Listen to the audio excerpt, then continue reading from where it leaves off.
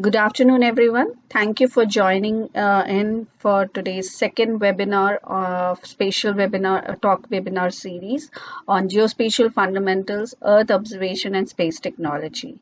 We will be having four speakers during the session, and the session will be moderated by Dr. Yogita Shukla. Now I'm handing over the entire session to her. Over to you, Dr. Yogita Shukla. Thank you.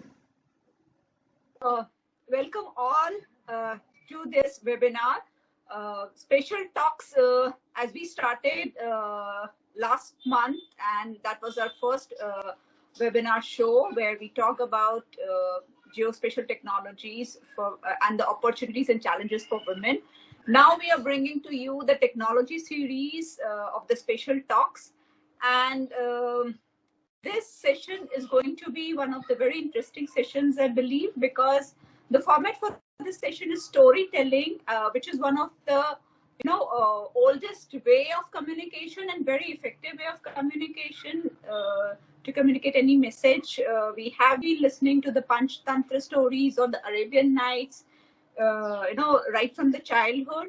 So because the storytelling is an effective way of communicative life lessons and values, we are using this format for our spatial talks. And this is also because storytelling connects with that part of the people which no other communication has been able to do it. The way it engages, it excites and educates the people is what makes it meaningful and impactful. And this goes well with the technology also. So we at WGC believe that it is through stories, we are able to communicate more, not the data sets or the policy white papers or the codes, because the larger mass will understand the value and impact of any technical work through storytelling.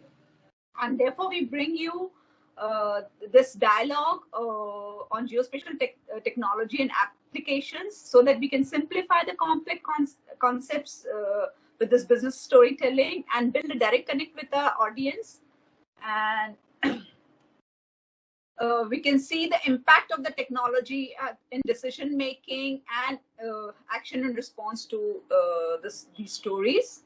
So in today's session, we have stories of how Earth observation and space technology transformed not just our worldview, but impacted the change at grassroots. So we have our panelists who will be talking about how it has impacted the sustainable development goals and the way we have understood our environment in our research, in our applications for infrastructure development and deployment, and how the latest in technologies we can get the most of the spatial technology, because what we have now is the data from last 50 years, because space technology has been there from the last 50 years. So having multiple sets of data sets, which brings you not just the visual understanding of the Earth's surface, but also it provides the physical and the biophysical parameters, which are very important to understand the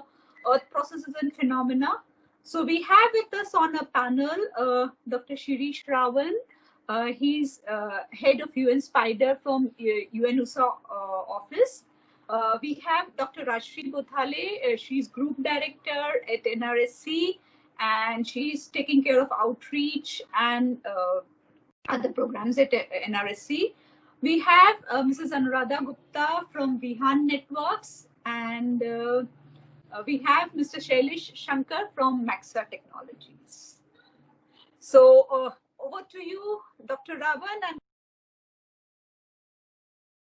before that, I would like to introduce our panelist,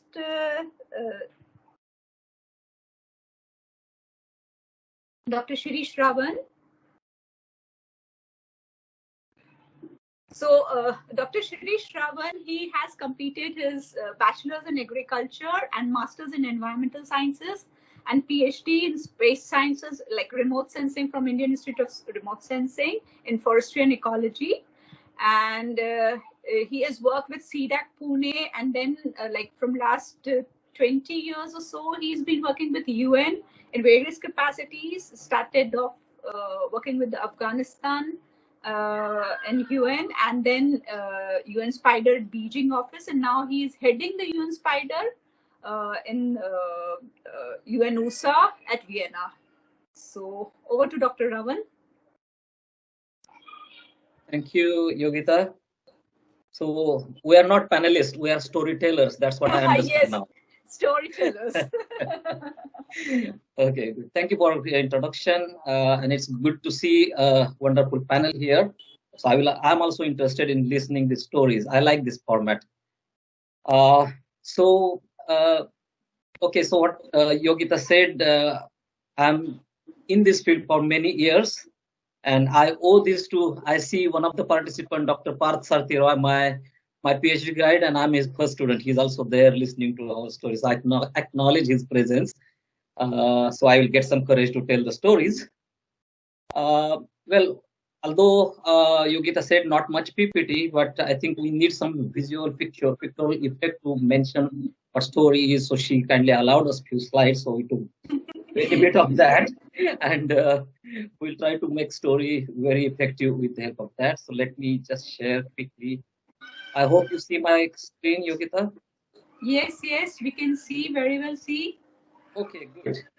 So I start with a very simple example of our day-to-day life. Where is the space in our daily life? And some of us who know technology, we know that we use a lot of space through the telephone, but a lot of common people, millions probably don't know that they are actually benefited by space technology on day-to-day basis.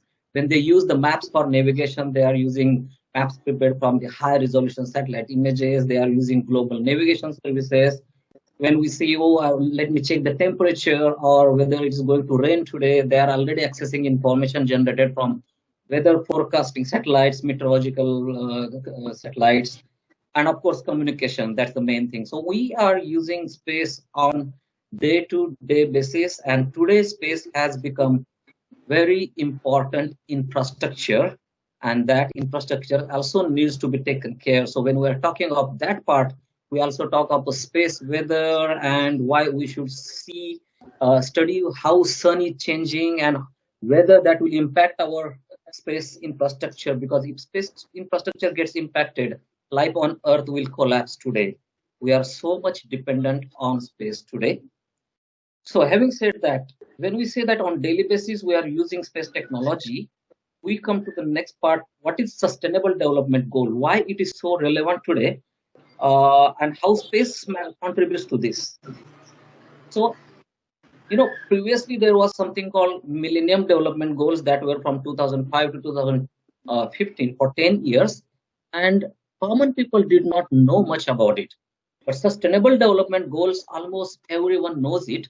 So last week I went to a mall in Vienna. I'm based in Vienna in Austria. I went to the mall called Donauzentrum, and I see very big plaque of Sustainable Development Goals, which is here on my left side. So in the mall where common people visit, they are displaying these sustainable development goals and few clips around sustainable development goals, and that's happening in a developed country like Austria. Another time I was in Beijing and several bus stops, they had the similar posters of sustainable development goals. And I have a friend in Bellary steel plant on the rural side of Karnataka, Bellary, and he's asking me how my Jindal steel industry can comply to the sustainable development goal. So you can see how the sustainable development goals have relevance right from international level to national level to local level to common individual. So today, if you save one glass of water, if you don't waste a glass of water, you are already contributing to several sustainable development goals. That kind of relevance one can see today for individual and for the countries. Most of the countries' national development plans, like in India, we have Niti Aayog. So plans that developing for the country, they are also aligned to the sustainable development goals, and all of these plans, they try to contribute to 17 goals defined to the SDGs, which has 169 targets and 232 indicators. So it is also measurable, and when we see something is measurable, that you have to measure, you have to tell that which indicators you achieved, and you need a lot of data. And that is why one first time we are talking data intensive goals basically. So this is what we call data revolution for sustainable world. And this is where space has a lot to contribute. Why? Because one important thing is space is an evidence based information, and that is what is needed. And another important thing is space, what Yogita just said in her introductory remarks, 50 years of accumulated knowledge of Earth system, including atmosphere, land, oceans, ice coverage. We have this at our tip of fingers for last 50 years. And this is becoming very important because in the past, countries have not organized their databases very well. So what you can do if you want to achieve particular indicator for say zero hunger or life on land, another sustainable development goal, what you need to know is how was the situation 10 years back, 20 years back, 40 years back. So you need to define a baseline. And once you define that baseline, then you can say, okay, in 2020, this is what we achieved. In 25, this is what we achieved. And this baseline is not possible to develop if you don't have data. And this is where space or Earth observation, the 50 years of accumulated knowledge, is helping the countries now to establish those baselines by looking into the past archives, which is also evidence-based information. They're developing the baselines, and from that baseline, they're monitoring sustainable development goals. So this is where space is contributing in a huge manner in sustainable development goals. So at United Nations Office for Outer Space Affairs, we have started several programs, and one of our initiatives is Space for Sustainable Development, and we are trying to promote in each country to make good use of space technologies in achieving the targets mentioned in the Sustainable Development Goal. So that's the very important message I wanted to give through this particular storytelling. Then I would like to bring a story, another story, and that goes back almost like 12 to 15 years back. That was the period when I was in Afghanistan. After working for almost more than 12 years in India, I joined United Nations, and my first organization that I joined is called United Nations Office for Drugs and Crime. I did not know much about that office before I really joined it, that there is a special office on drugs and crime, and how big is the problem. Problem is such a big that drugs actually causing a lot of trouble, not just the addiction, other things, but more than 10,000 deaths do happen just because of drugs related crime. And then one of the important contributor in this drug industry is opium, and 94% of opium cultivation is done in Afghanistan. So when I joined in Vienna, that was my task, that using satellite images to see where opium is cultivated in Afghanistan. So province by province, district by district, understand where it is, and then provide this information to the international partners like ISAF, RV, and Ministry of Interior in Afghanistan, and also Ministry of Counter Narcotics. And then they plan counter narcotic measures that also includes eradication or going to fields and convincing farmers to give away this cultivation and plant something else in return of some other benefits to the to those local people. So that's why knowing the information was very, very important. And that's how I landed up in the Afghanistan. And I would say whatever I learned during my PhD for the remote sensing from the remote sensing Indian Institute of Remote Sensing, or what I learned in my applications of remote sensing technology in 12 years in India, that also included a lot of diverse experience like designing the disaster management information system or applying these technology for biodiversity assessment or crop acreage estimation. I think that was very, very helpful. And because of that valuable experience I gained, I was selected through global competition to monitor basically in UN Office for Drugs and Crime.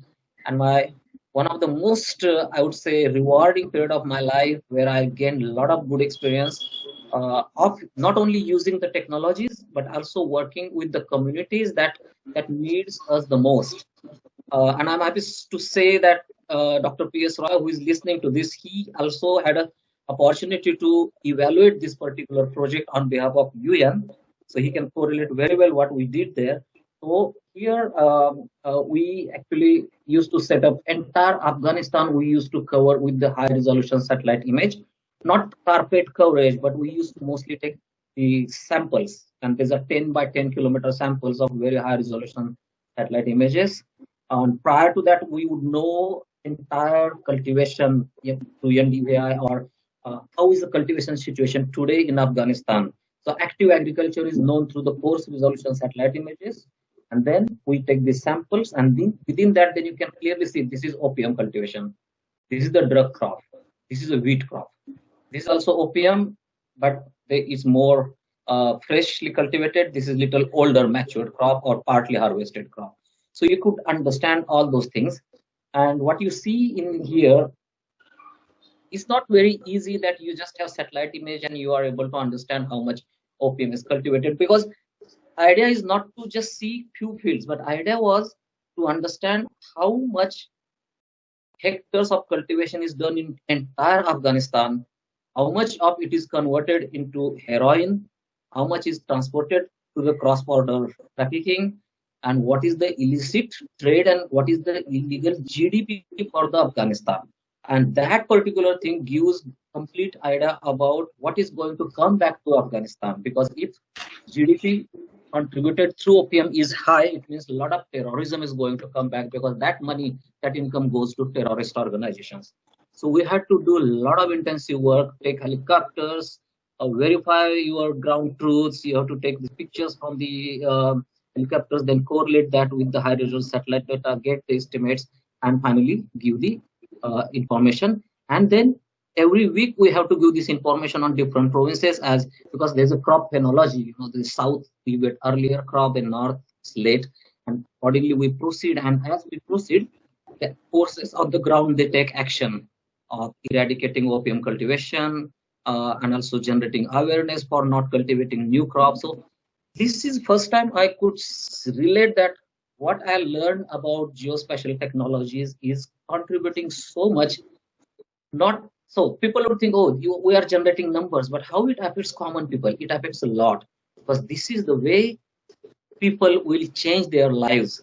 Once we know where and how it is happening, then alternative development was planned in Afghanistan accordingly, and then a lot of drug addiction was also controlled and saved.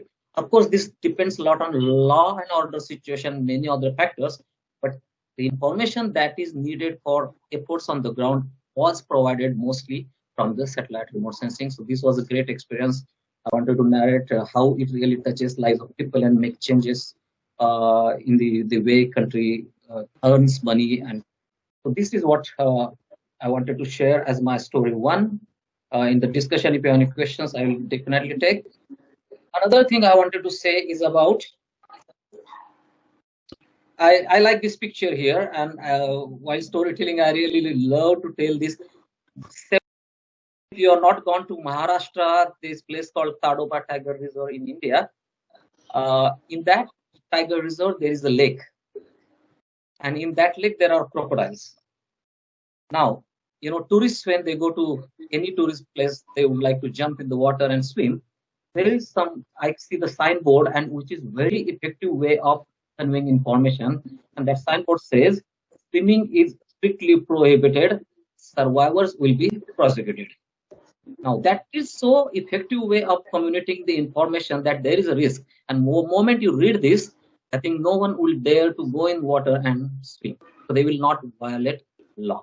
So this is what one needs, the risk information, that it is effectively captured and conveyed. Then you have the right actions on the ground. And I'm talking about something called disaster management. And you know that with all climate change, and all that, currently we are getting more and more disasters. That all those reports everyone know. I don't have to talk much science here. But what we do is we have the program. Now I belong to United Nations Office for Outer Space Affairs, and mostly I work for this United Nations platform for space-based information for disaster management and emergency response. So this is what we use, this philosophy, that we go from countries to countries, convey them that if you know your risks in your country, risk of landslide or floods or droughts or any other disasters in your country, if you document those well, you know what should be your strategy next, how you will prepare for the disaster response, and how you will save the lives and the loss to the property and infrastructure. And that is what we call Sendai framework for disaster risk reduction. This platform particular does that. Just to tell you very simple example, when we go in countries, so in Mongolia, we started our work in 2014, and now in 2020, almost like 6 to 7 years, we have seen how Mongolia is engaged, basically National Emergency Management Agency, and they are using the technology. So as technology is growing, multiple platforms are coming, and we see that every organization launches their own platform for using space technology or GIS. The most important work we are doing is how we can bring them under one single umbrella, and entire information goes in standard formats and become available for disaster management agencies and also other development agencies. And that is the work we are doing in Mongolia. Another, because most of the audience here is from India, I would like to tell you that Mongolia is the country that has highest number of participants from. We have the center called Center for Space Science and Technology Education for Asia Pacific. This international center affiliated to United Nations, and the largest number of participants that have taken benefit of getting postgraduate diploma programs in different space technologies are from Mongolia. So more than 100, 200 participants probably are from Mongolia. So you can see a lot of good work has done by India and ISRO from Mongolia. So that engagement we have with Mongolia. So this is what UN Spider does, that keeps long engagement and try to see that countries use space technologies for saving lives and saving damage to property and infrastructure by understanding disaster risk or taking them along during the emergency response. Whether you have the satellite or your own space program or not, doesn't matter. We introduce them to those international mechanisms, and through that they can access satellite images from the worldwide providers of satellite images. That's the major work we do through this particular program. Uh, Before I close my sharing my experiences, I just wanted to tell you that how how much today people want to know about geospatial technologies.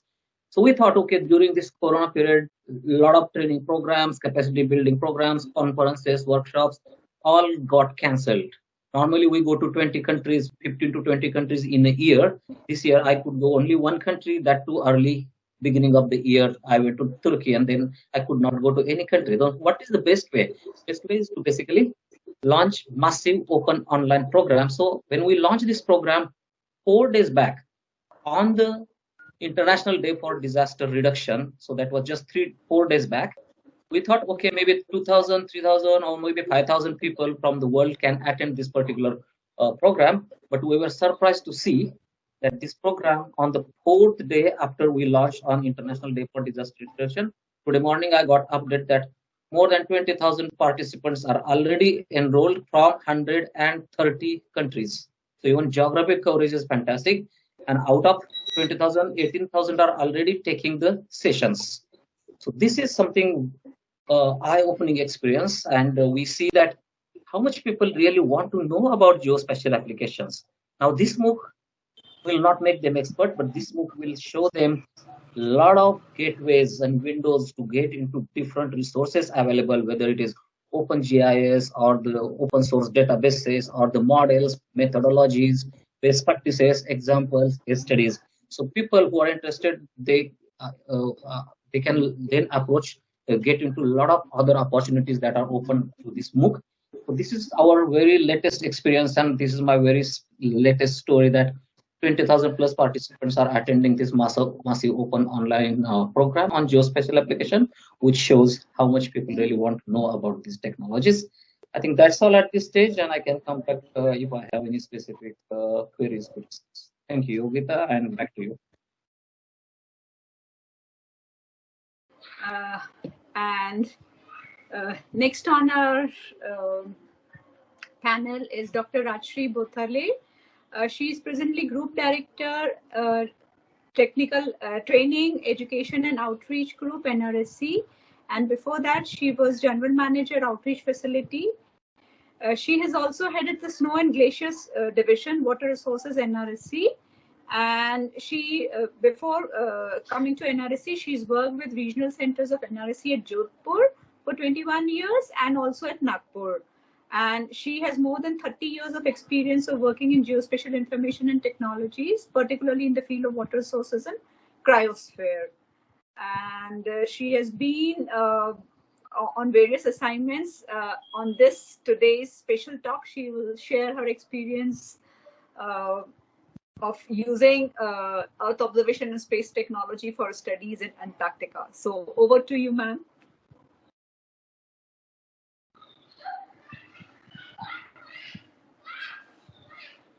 Unmute, unmute. Ma'am, unmute yourself. Okay. Thank you. Thank you very much. Thank you, Yogita. And namaskar to all my panelists who are there, and also to the people who are listening to us from, I don't know from where. So already the pace has been set. One end tells about the storytelling, and already we are talking about the 50 years of the geospatial data which is available, and some case story. Now, but the topic which Yogita has given me is talks about the Earth observation, space technology, and its role in research. So in my story, although I will take you to that, but before that, I will just like to add certain things. We know that there is a high demand for the satellite-based services, and increased awareness about space technology is also there. And government also has given now initiative, and they want that most of the government organizations and the other organizations, they should use geospatial technology. And under Pragati program of Prime Minister, the development which takes place is mapped on the satellite images, and then it is shown to the Prime Minister.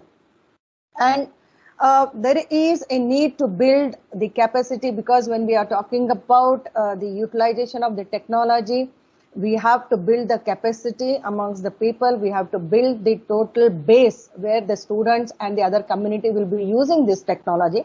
So I'll be a little bit talking about that before going to Antarctica. So, and we have to explore new markets and products, geographical reach, domain knowledge, because every area, all the people, they have got their domain specific knowledge and also specific to their area. A person sitting in a desert area will have a different kind of knowledge than the person who is sitting in Cherrapunji.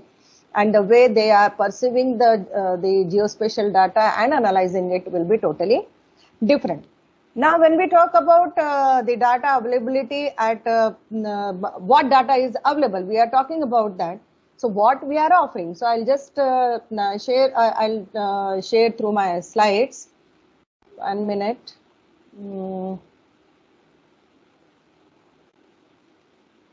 Are the slides visible? Slide is visible? I'm not able to. Yes, ma'am. Okay, fine. Yes. So when we are talking about the 50 years of the data and the data which is available, so I would like to tell, like, this is the total set of data which is available at National Remote Sensing Center. And this data set we have to make available to everyone who wants to use it. Now, one end there is a requirement, other end the data availability is there. So looking to all these things, one effort has been taken by the National Remote Sensing Center, where we have an centralized facility which combines academia, NGOs, public, industries, etc. And there we have the activities of outreach, training, outsourcing, exhibition, information distribution, and the kiosk. So now what we are doing, we have academia partnership, we are taking student projects and doing the research by making this data set available to them. Similarly, we have the training for students, project specific workshops, outsourcing and leasing. So what we provide, we basically provide the host of satellite data and the products, because geospatial technology, until unless the satellite data and products are available, it's of no use. So we provide the host of software to the students and also the host of satellite data and the products as per the demand in the facility which is currently which I am heading from last 3 years. And it has got WebGIS services, audiovisual halls. So coming to that, so basically we are providing the infrastructure, and the students, they come from all over the country to do their projects. So we have students from BE, BTech, ME, MTech, MSc, PhD.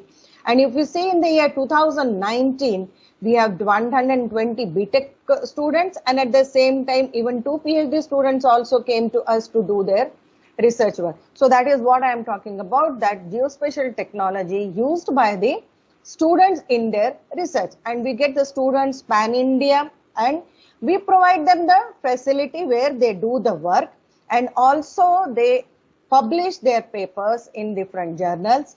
We give them the opportunity so that by conducting certain talent days, so that the students, whatever work they have done using the geospatial technology, by using the available data, they are able to present that. And also the posters, they make the posters and they make the presentation. And we call some VIP so that the students get the opportunity, and really they feel that this is the first opportunity when they are really in the BTech time, they are able to present their work. These are anyway some of the student research product. The list is very exhaustive. I have just put somewhat and what type of work we give them, whether it is a Manreka analysis or data analytics using the programming, using Bhuvan, or water balance studies, or all whatever it is possible, forest fire mapping. And then, as I mentioned, that during the research, they publish the papers, some of the papers. So now coming to my story today, that is how this research activity we have utilized in doing the study of snow melt and freeze dynamics in Antarctica. When we talk about Antarctica, we should know that where it is. We all know that it is the southern continent, which is totally covered with ice. And then I was a part of the 35th Indian scientific expedition to Antarctica, where I could get an opportunity to work during 3 months there. So if you see here, when I'm moving mouse, is it visible? So as you can see that this is Antarctica, this is Bharti station. This is how the Maitri station it looks like, and this is actually the Bharti station in Antarctica, and this is left side is the Maitri station in Antarctica. So when we talk about Antarctica, what it is, and what it is means, it is the coldest continent. Average temperature is -10 along the coast, and the minimum recorded was -89 °C at Vostok, near South Pole, without wind chill. It is farthest that we all know. It is the stormiest. It is windiest because it has got the katabatic winds up to 300 km/h they blow. It is highest. The average altitude of the continent is 2,300 meters, with the maximum going to 4,000 meters, and all covered with snow. And if the snow of the Antarctica or the ice of the Antarctica it melts, it will cause a rise of 56 meters in the ocean. Just imagine. It is driest continent because the snow which comes, it is lesser than the rainfall in Sahara. And there were 3 stations. First station was Dakshin Gangotri, which was built in 1989. Second was Maitri, which was built in 1988-89. And then, because by the time this got buried, 83 to 89. And the third station is Bharti station, which is a very 5-star facility. And both these stations, Maitri and Bharti, are 3,000 kilometers away from each other. And this is very important because they say that 140 million years ago, the Gondwana land of India was broken from this particular part, they were attached together. So that is why they say that where this Bharti station is there the rock type is similar to what is there in the Gondwana land. So that is why this particular station was, this location was chosen. And also there are series of lakes near Bharti station. And Bharti is at the coast and Maitri is 100 kilometers away from the coast. So what happened during the research when we are talking about the geospatial technology research? So we also had lot of what we are going to do. So we made certain objectives. Okay, we will go to this area, we will go to that area. Now without knowing anything about Antarctica, we had done using the geospatial technology, we did certain analysis.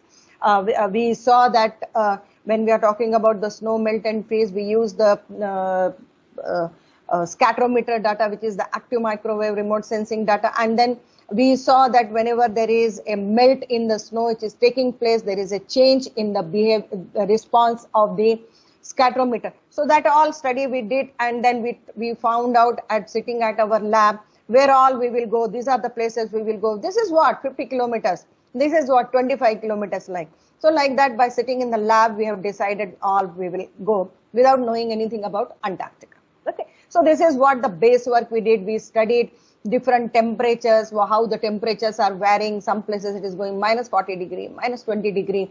Some places it is going above 0 degree. Some places it is not at all going above 0 degree centigrade. And then we understood the terms, what is fast ice, what is sea ice, what is shelf ice. Saw certain movies where, or Dan Brown novels also we read, where it is mentioned about what is a shelf ice and all those things, because she is telling me to tell in a form of story, so I'm narrating all those things. And then we did the melt freeze dynamics, where how it is done using the past data. And then we found out the melt takes place in, these are the shelves. These are basically the areas, land, the snow masses, which is covered to the main continent, and below there is an ocean, and top there is an atmosphere.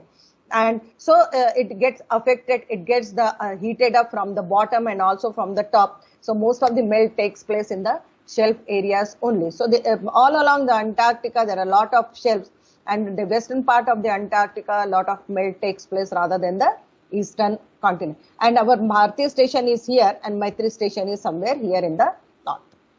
Okay. And then, as I mentioned, we did, okay, there is a lot of variation. So we thought that this Emery Shelf is nearby to the Bharati station, just 50-100 kilometers. So we will go there and we will do the analysis. We made all the plans.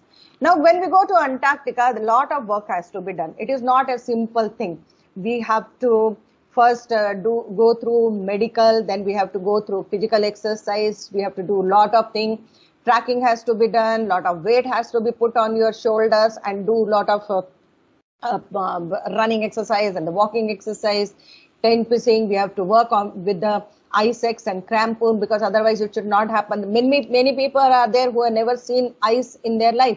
So for them, there is a training at Auli and Badrinath. Then you have to do the rock rappelling. You have to understand why these things are necessary when we go to Antarctica, because Antarctica life is not easy. It is sometimes it can be between the life and death. You are moving between them.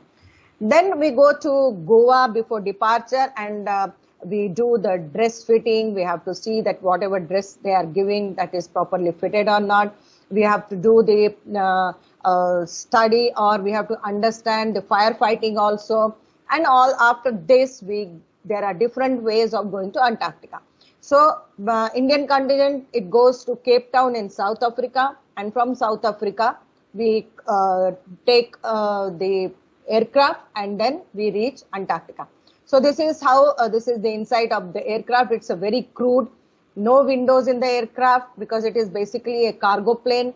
And then in the plane itself, before Antarctica comes, we have to change into our dangris. We have to wear the dangris, and then we land at Antarctica. And someone asked me many times in some project, what is the best moment of my life? I always say that after reaching to Antarctica, when these three piston bullies with the tricolor furling in the big wind, and with the Indian contingent when it came there to receive us, which were there, that is the best moment of my life when I saw my tricolor in Antarctica. So once we reached there after doing the journey of 6 hours from Cape Town. And then my work started. We used some instrument like GPR. We have used Snowfork for finding out the density and the wetness of the snow, and did lot of planning. This is the Bharati station, which all covered by snow all around.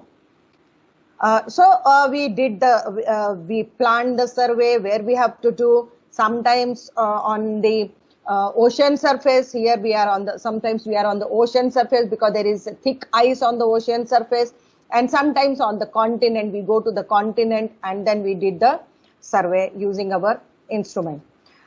And these are my observation points. Like here, as I mentioned, this is, if you see this right side picture, this 0.5621, they are all on the ocean. First time when I knew that while going to Bharti station, our small vehicle, when it landed, I studied that and I understood now we are on the ocean surface.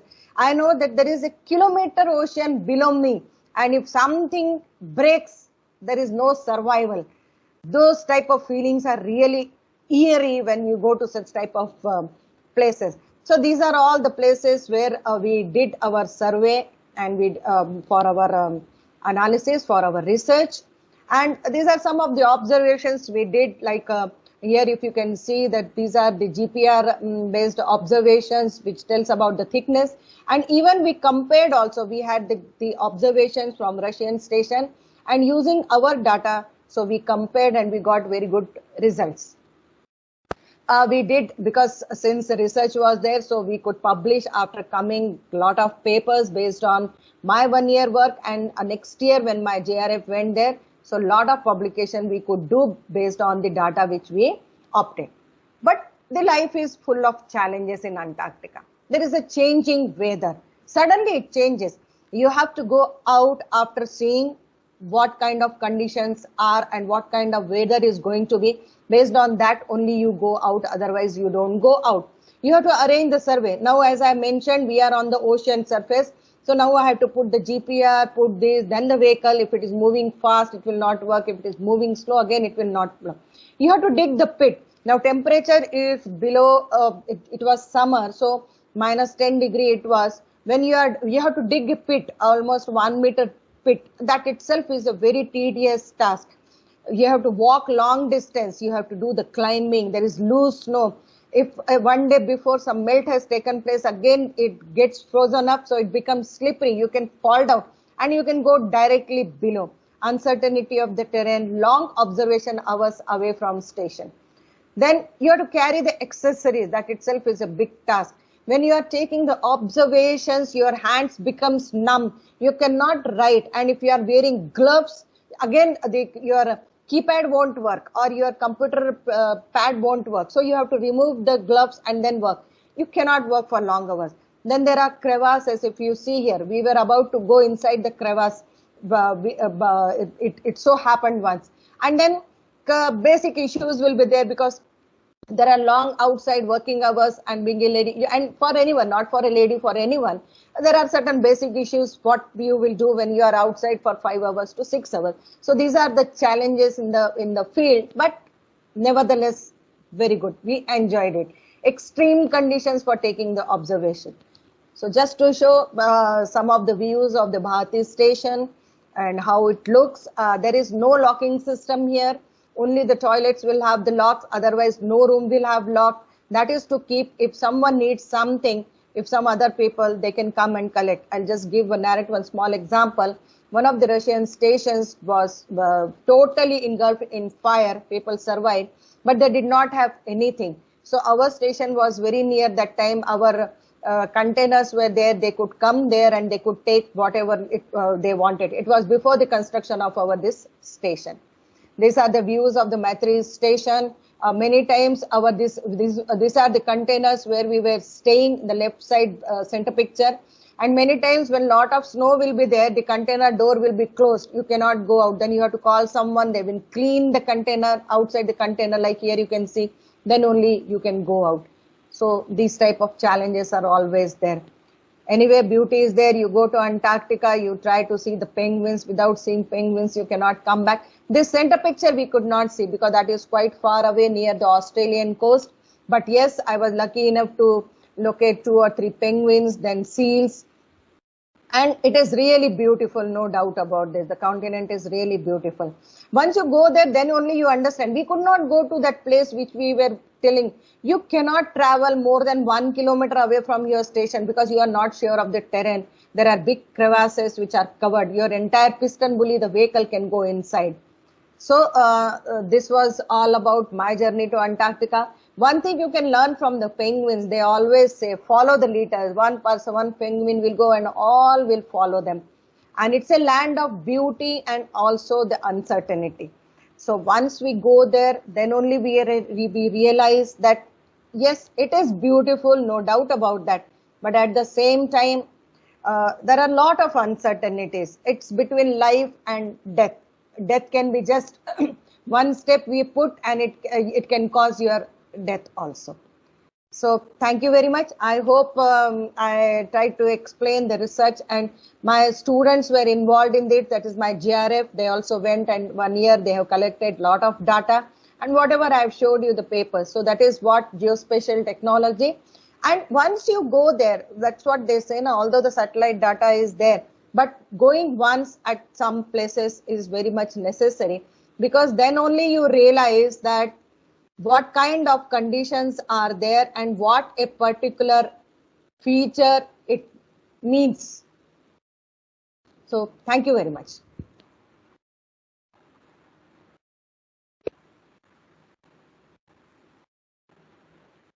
Yogita, unmute yourself, please.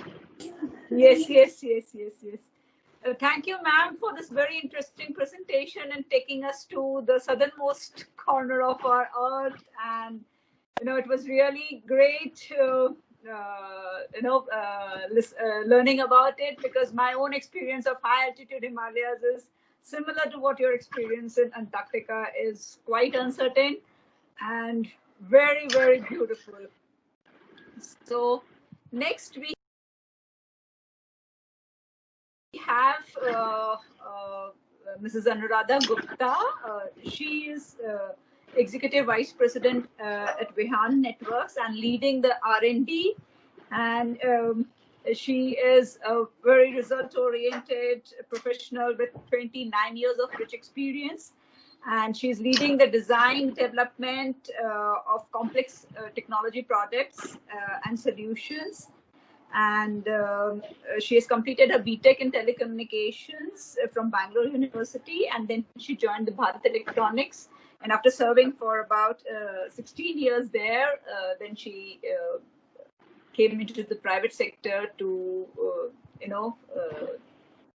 start up new adventures of using the space technology and Earth observation. So over to you, ma'am. Ma'am, unmute yourself, please. Ma'am, unmute yourself. So, thank you, Yogita, for the kind introduction, and thank you, WGC, for this opportunity. Thank you, Dr. Rajeshri, for sharing your story. It was informative, and the visuals has helped in understanding the geography, the flora, and the fauna. And let me share that I love travel, and this has piqued my travel bug. So I will need to plan something now, which was, we couldn't achieve this in the Corona days, so I'm itching to travel. Okay, so good morning, good afternoon, good evening to all. Now, before giving the user perspective of the use of GIS in telecom and homeland security, just introducing a few words about Vihan Networks, because this will help set the context.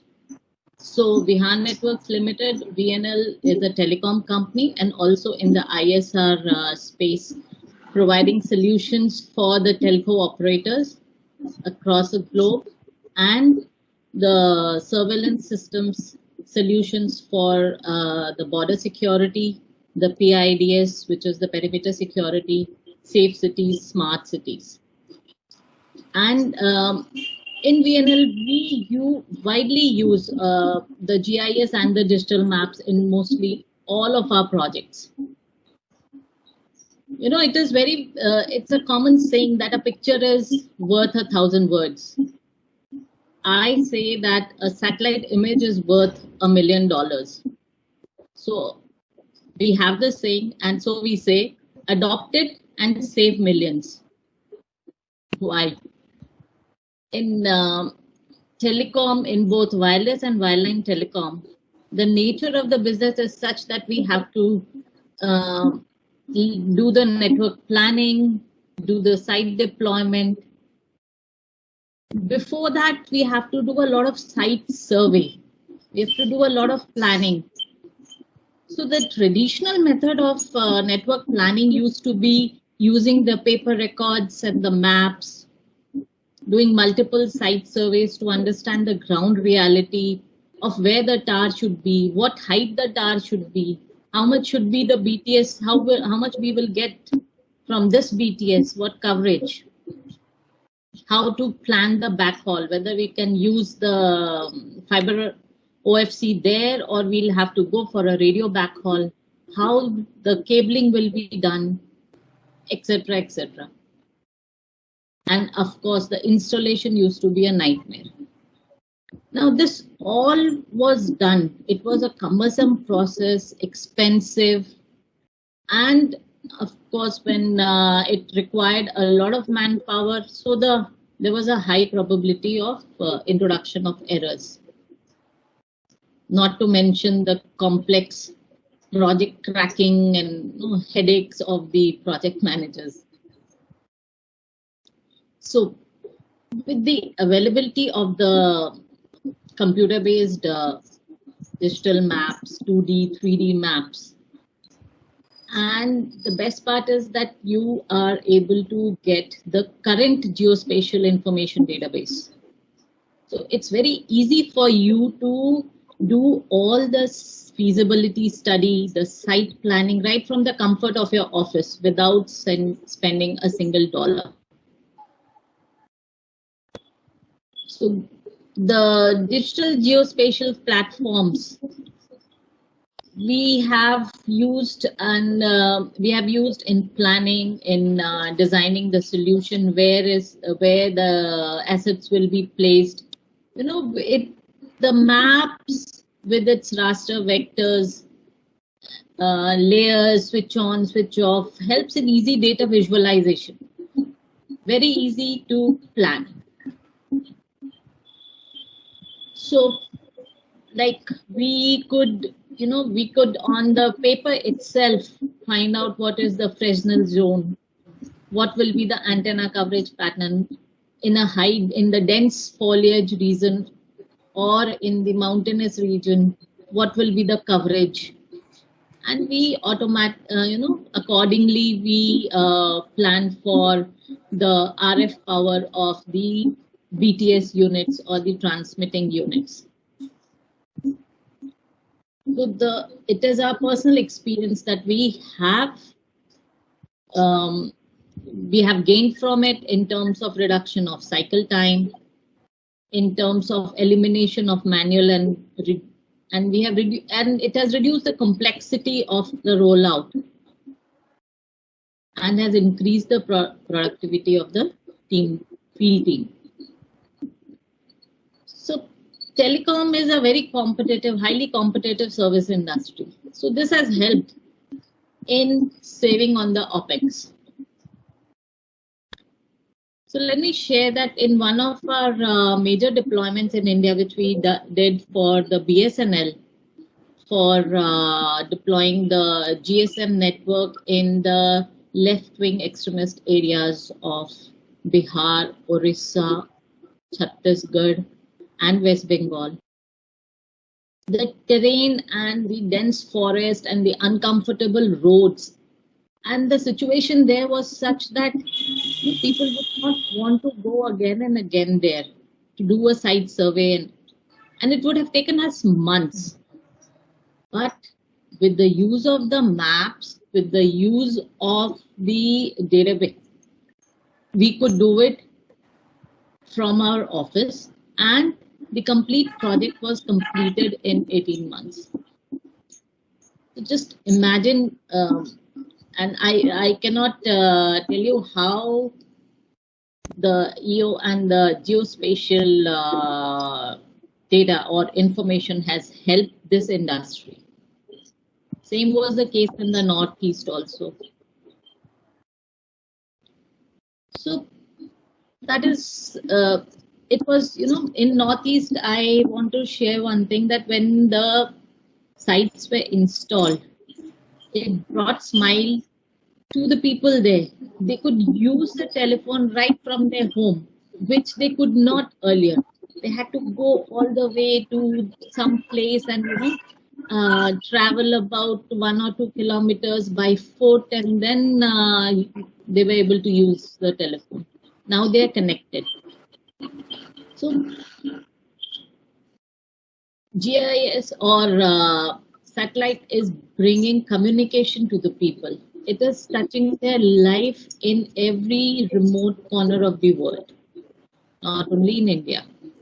And we are witness to it, or we are a proud owner of such technology also. So in homeland security also, like we get projects to plan out the deployment of the different sensors like the radars, the cameras along the tough terrains of our borders. Somewhere there is a huge desert, then on the north there are mountains. It's very difficult to do the site survey by foot, but the maps, availability of maps have helped us in defining these. So I'll just show you some of the snapshots of our planning tool which we use for doing the planning based on the maps.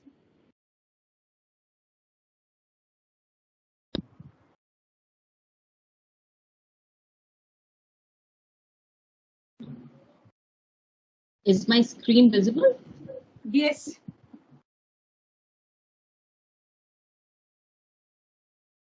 So you have the. So can you see the tough terrains which are there in the border areas and how we do the planning? We look at the routes, the infiltration areas, what is the geography at that point, how the movement of the people is there. And then we do the sensor planning. What sensor to place where? What will be the coverage area? Which is the dead zone? Which area is not getting covered by a particular sensor, let's say radar? So how do we augment that so that we don't leave any place for infiltrators to come in? Just see the coverage, how the planning is being done. All this from the comfort of office. The overlapping areas which you can see is of the different sensors which we have done, which are placed strategically. These we give special attention to the penetration routes.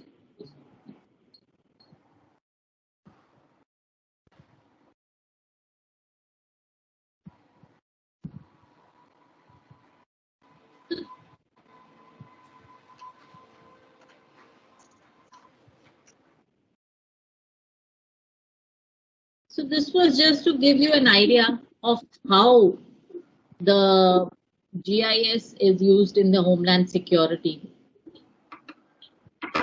So VNL has developed not only the planning software for doing this, which we use extensively, but also we have a map-based command and control system where we are able to, which gives a remote one window solution on the GIS map of all the sensors which are placed. When you get an alert, how to do a route planning for the dispatched or the QRT team to address that. I hope this the visuals have helped you to understand the complexity and how easy it was for the deployment team to plan and execute. So these are the two examples of business cases which we in Vihan Networks Limited we are addressing. But there are many other applications we address as well based around these.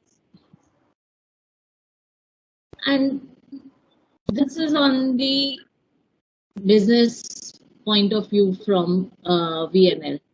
But I must say that thanks to the easy availability of the GN and the GDS in our lives, every part of my life is being touched. And I'm sure it is for you also. Commuting by map, hailing a cab, planning a holiday, weather information, groceries, where to find the grocery store, and all everything in our mobiles, as Dr. Sirish has also mentioned. So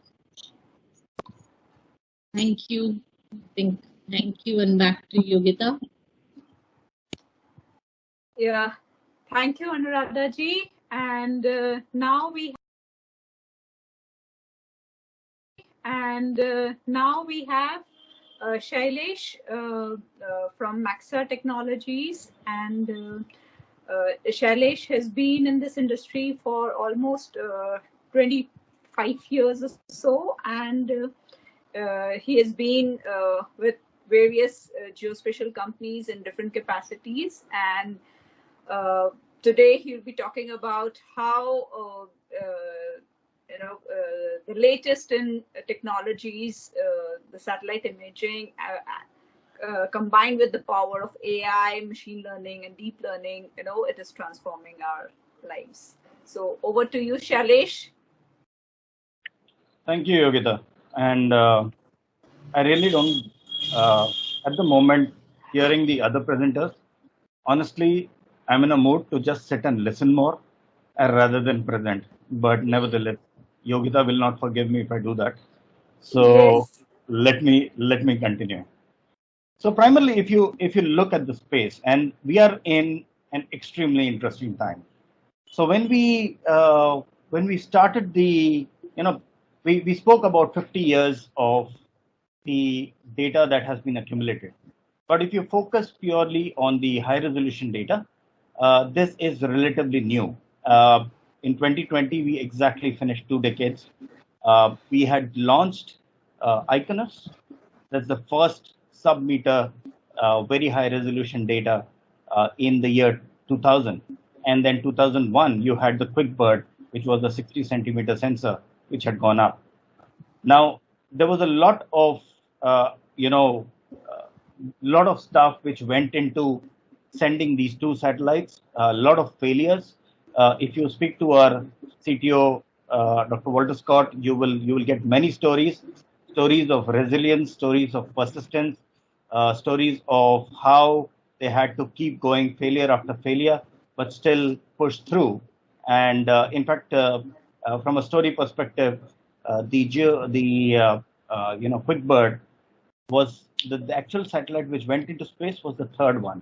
The two before that actually had failed. But nevertheless, from there on, everything has actually evolved. And over the past 2 decades, there have been many leaps. What interests me the most is where we are today. And starting next year, you will start seeing an enormous change as far as the availability of high resolution satellite data is concerned. While there are many companies working on this, there are nanosats, there are small sats, there are large sats. If I tell you from a Maxar perspective, we are super excited because starting of Q1 next year, we will be launching 2 additional satellites. And by the end of next year, 4 additional satellites, and we're calling this constellation the Worldview Legion. And what Worldview Legion will do is provide the 30 centimeter capacity, so 30 centimeter resolution data. And the way it will democratize is that we have 6 satellites which are totally getting launched, 4 satellites which are existing available. So the immediate future, we will have 10 satellites with extremely high resolution data, which are capturing, which are going around the Earth. So just to give you a perspective, currently the satellites we have in constellation, which is just 4, collects around 3 million square kilometers a day. Now you can imagine when these 6 additional get launched, you can just imagine how many more square kilometers, nearly 2 to 2.5 times the amount of data will actually be available to you as a user. Even more is the kind of orbits that we are planning to set these satellites on. So the way we will set the orbits for these satellites, they will no longer be in the typical polar orbits. They will actually move on. 4 of these satellites will move onto a 45-degree angle, because of which they will be able to cover the Earth multiple times a day. So in our part, we should be looking at somewhere around 10 to 12 orbits a day. So unlike earlier, where we had satellites covering the Earth only, once a day, now you can have around 10 to 12 collections in a day. So it gives us an opportunity to monitor areas from morning 6 a.m. to an evening 6 p.m. kind of, until the sunlight is on, we can just keep collecting them. And of course, there is always a combination of using satellite images with the SAR technology. So EO and SAR are also coming together. There is the concept of tipping and queuing between SAR and EO, and we've never seen such kind of a fusion of data, which will actually open up many more sectors. So as the host already mentioned, we have to keep things on stories. So my intent is to share a couple of stories, and having the opportunity to work with multiple customers, I will try to cover a few sectors to just give you a broader view. So these will be short kind of stories. So let us start with since focused on sustainable development. What you're looking at on your screen right now is time-lapse change. This is the Gorey Creek, and what you're seeing to the left is your SL world. Everybody is aware of that. And what you're seeing is the change over time from 2013 till 2016 of how systematically the mangrove areas were actually blocked out, and the entire mangroves, how they have been taken out, and the entire area has been picked up for development. I can run this slider again just for you to have a look. So that I mean, this was in 2013 where you see the entire area. Can I request everyone to go on mute, please? And then I didn't intend to have that background. So and then as the areas are systematically blocked. If you look at this area very closely, what was being done is the tributaries were being blocked, and the water, so that the water doesn't flow through. And then basis that, what happens is the mangroves continues to die out, and then the area is then, once it dries out, it's being used for built up. Now, as you go into 2016, you can see the entire area has got dried out.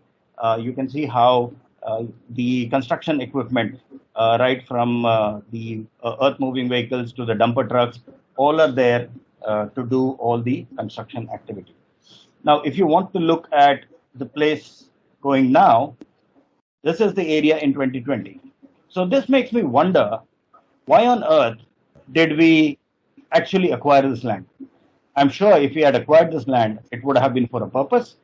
There has to be some development, and the mangroves that we lost would have been, would have been for a purpose and for some kind of development.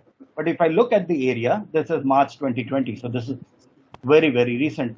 What you see on your screen is nothing has developed there, excepting a couple of construction activity happening around here, and just the pondages which were there, possibly some plantations I can see around here, but rest, the entire area is lost.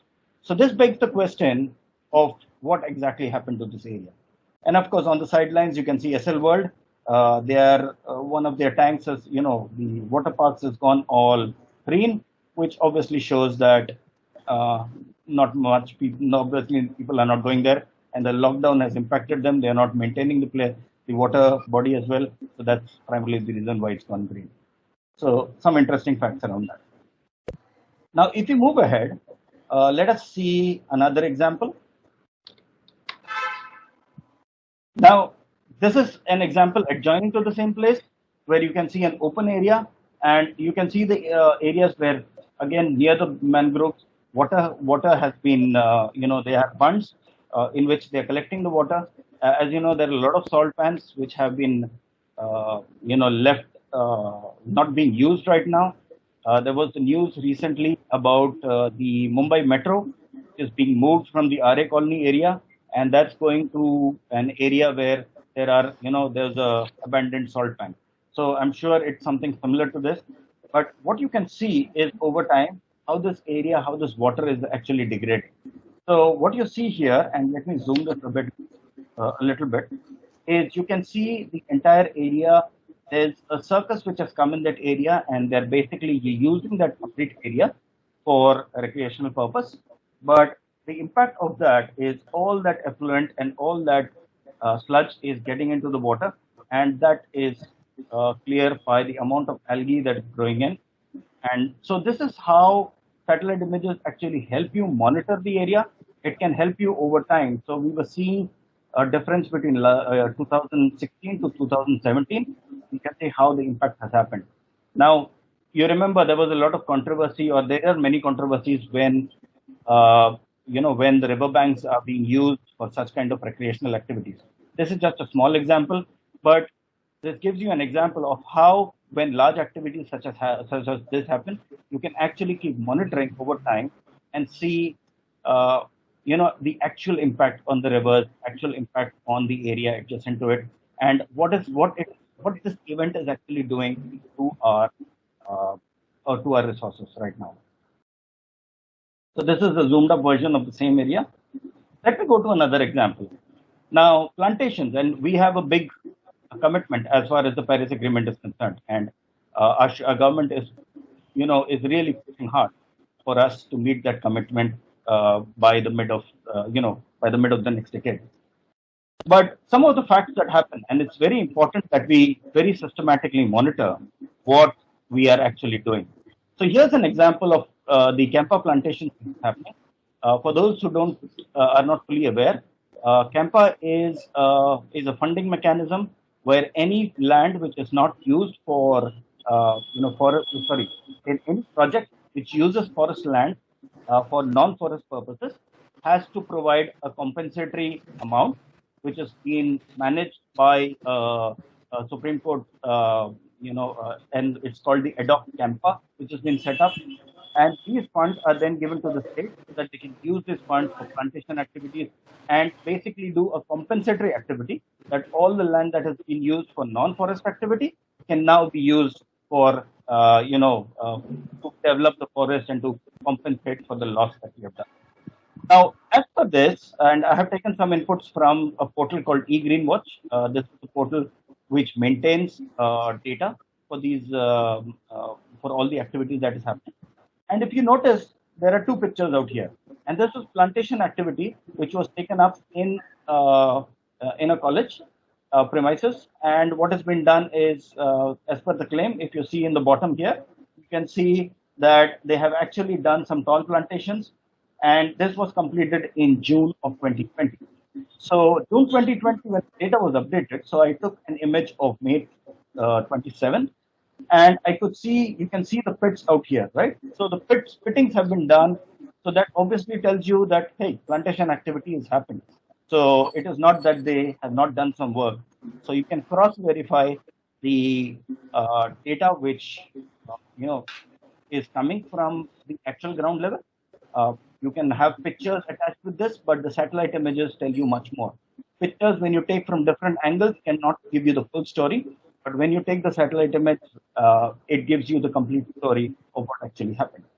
So it is interesting. So when you see, I just marked out, I just picked up all the pits, and you can see there's quite a number of pits that have been created. Now these pits obviously will correlate to the number of plantations that are done, and over time you can actually see how many tree crowns are coming up, how many plantation is coming, overall chlorophyll increase, and then obviously you can see whether in the next 3-4 years you can do a survival assessment and see actually how many plantations you actually placed and how many actually survived. But interestingly, I thought, let's go back in time and see what was this area before. And when I go to 1st of August 2019 and see the same area, being August season, obviously it is a bit more greener. But then if I see closely, I can already see some plantations which have happened. So if I mark them out, I can see that there were already some plantations which were placed. So that begs the question as to what happened to plantation. So if you look at the satellite image closely, and I apologize if it's not very clear in the PowerPoint, that there are plants, there are trees, which short plants, which have actually grown to some height. And what has happened? Have they bought it out? Have they plucked it out? Well, and why is the camp activity happening at the same place where plantations actually happen? So this is some of the this is an example of how you can actually monitor each site, each plantation, and the increase in the number of revisits of the satellite gives you more information, gives you more images to keep monitoring on a closer time frame. This is another example, and this is a more positive example of work done. I don't want to be negative every time. So this is an example where an existing farm has been reused to do plantation, and you can see that as per the information shared on 8th of April, they have claimed that they have actually done plantations over the area. You can see that in the area which is marked in yellow, you can see that they have actually done plantations around the entire area. And if you see in October 2020, the trees, they are actually coming up pretty nicely. So you could do a green cover assessment, and you could also do what is the health of these plantations, because what has also happened in the satellite imagery space is traditionally all the imagery would be covered in 4 bands, that is RGB and near infrared. But now the satellites are capturing more than 4 bands, so they are capturing at 8 bands and 16 bands. So what happens is you have much more spectral information to work with, and fortunately for us, a lot of the spectral information is focused on vegetation. Another last example is again around the around infrastructure and associated vegetation. Now, from an infrastructure perspective, and this is a very interesting example, you see a 6-lane road which has been constructed, and the entire 6-lane road is blocked by a group of trees. And this is very interesting because when infrastructure companies do their DPR and when they do the entire planning, obviously they should be looking at these kind of scenarios, because if this was in the path of their alignment, they would have to remove these trees. Now, to remove these trees takes a lot of permission. There is a certain procedure to go through. Now, this kind of a miss can be a very deep impact to the entire project. So in this case, this is a live case which happened right in front of my eyes because it's next door to me. And this road, which was built way back in 2013, suffered a delay of nearly 6 to 7 years just because of these trees. The entire road is built, ready, but nobody can use it because of these trees, and there is no permission to take these trees off. So you're stuck on not utilizing the road. And over time, since you're not utilizing the road, since you're not maintaining the road, it starts getting spoiled. This is the line of trees in 2017. You can again see that everything is stuck. There are some vehicles which have started moving. In India, we are special. We always find a way through. So when people could not travel, we found a small slit along which we could, jump our car and move it. And we started using that. So you can see in 2018, we kept using those lanes and we kept continuing with those areas. And you can see this is a group of eucalyptus trees. And it was only in 2019 that the entire trees got cut off. But lo and behold, there's another interesting aspect. When they actually took off the trees, there was an additional bunch of trees which they cleared. Now, why would they do that? And this, when we get into count, this is 10 to 12 trees of which have been taken off. Now, the question is, why would they actually take off this additional set of trees? The reason being is this particular educational institute, which needed possibly additional parking space. I mean, this is my interpretation. It may be wrong. It may be something else. But this is what the picture actually says, that's likely the reason. So satellite images not only give you the existing picture of the Earth, it also tells you what's happening on ground, and it tells you with vivid detail. And that's the advantage of using very high resolution satellite image. There was examples where Sherry also mentioned of how they used medium to low resolution data in combination with high resolution data, and that's where you have an ability to use data like Sentinel to home down on certain areas, and then you go into high resolution and you can actually identify what's primarily happening on ground. That's overall the stories which I wanted to share. Thank you so much. Over to you, Yogita. Back.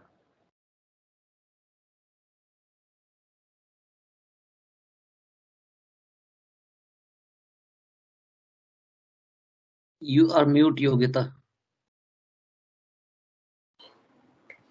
Thank you all our speakers for this session, and it was really a very interesting sessions, because we moved from Afghanistan to Antarctica and then to Northeast and then next door neighborhood, and we got really a wide range of stories and examples of how we can use the Earth observation and space technology in various aspects of our lives, from planning to monitoring, from maintaining, all these things. It was really very interesting to learn about it. And Earth observation and space technology, I have also been, it's been 20 years, more than 20 years since I joined IRS, and it was like love at first sight, because the power of this seeing your Earth surface, through different ways,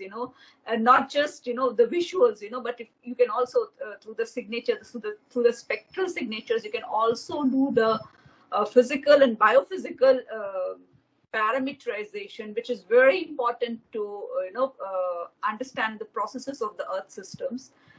And that's where I realized that, this technology is what I feel is an eye to our future also, because with the past data, whatever we have collected, it will build us, it will give us an understanding from where we started, what we have done, and what needs to be done if we have to really preserve, if you have to look for what we are now talking about, because sustainability is a new buzzword, and sustainability is what, like sustainability of what we are having, our current lifestyles. Do what we want to do, the sustainability of what we are using the resources right now, or we are looking sustainability in a very, a holistic concept, in a very integrated way, where we are talking about not just the human ecosystem, but also the natural ecosystem. So this is where the Earth observation and geospatial technologies plays a role, because it brings together a wide variety of data and information, which can be connected to what we say is the space, the location. And we talk about the answers to many questions, is how this is happening, why this is happening, what is happening. But the one thing which connects the why, the how, the when, what is where.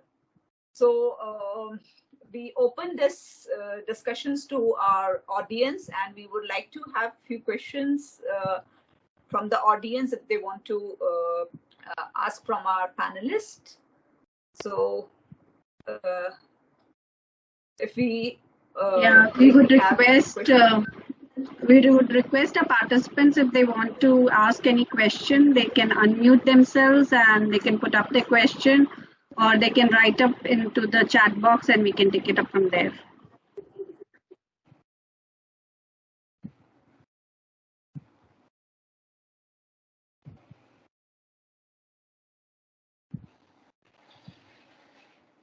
So we don't have any questions from the participants. Where is the question comes in the story. So story everyone understood.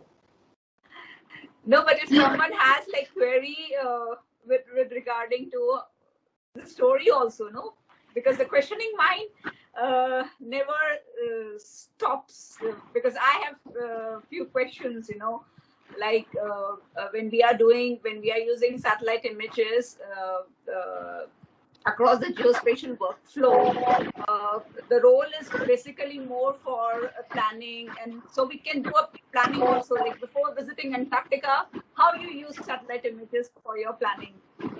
So do you use the satellite images for your planning, like your visit also? Yes, I mentioned, like we did lot of analysis, but everything failed there. Antarctica it failed. Because I felt that I can go to a distance of 10 kilometers, found out even few meters also traveling is very difficult. So, and then the route only which are already surveyed, only you can travel in them, because otherwise there are big crevasses. So Antarctica, it is very difficult. Everywhere you have to do the planning, depending upon the terrain, you have to study the satellite data. That is always necessary. No, I forgot to mention about storytelling actually. Recently I wrote a book in Hindi, Antariksh Ek Khoj. In that, the entire book is in the form of storytelling only. So I mentioned that there is a fictitious family of a boy, a sister, then grandfather, paternal aunt, like that. And then how they teach those two kids, they ask the questions and how the family teaches. So it is in the form of a story only, everything goes. Story as an important thing in life. That book. Yeah. So, Dr. Rajshri, can you say again the name of the book? Antariksh Ek Khoj. It's on Amazon. Okay. Okay. Great. It's in the form of a story only. It will be interesting for the kids. Yeah. I have a small question to Rajshri, ma'am. When you were taking us to Antarctica, those pictures, actually, there is one beautiful movie also on Antarctica.